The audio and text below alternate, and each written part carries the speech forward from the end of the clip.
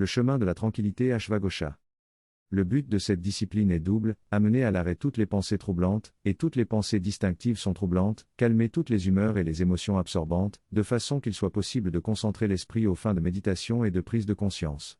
En second lieu, quand l'esprit est tranquillisé par l'arrêt de toute pensée vagabonde, pratiquer la réflexion ou méditation, non pas d'une façon discriminante et analytique, mais d'une façon plus intellectuelle, cf. La distinction scolastique entre la raison et l'intellect, en se rendant compte de la signification et de l'importance de nos pensées et de nos expériences ressenties.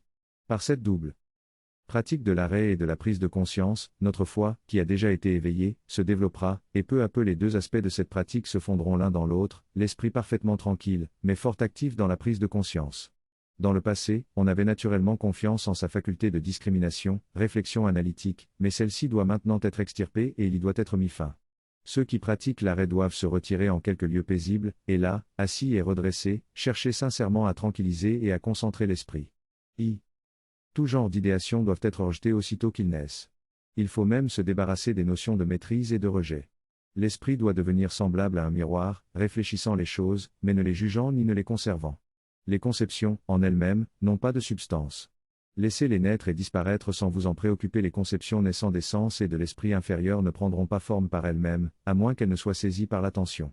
Si on les ignore, il n'y aura pas d'apparition ni de disparition.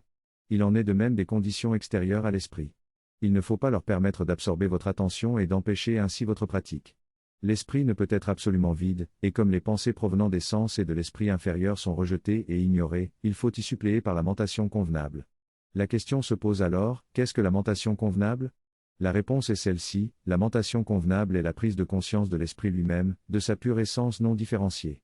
Quand l'esprit est fixé sur sa pure essence, il ne doit pas s'y attarder d'idées du moi, même du moi en train de prendre conscience, ni de la prise de conscience en tant que phénomène. Ashwagosha, l'éveil de la foi, traduit du sanskrit, terre siècle.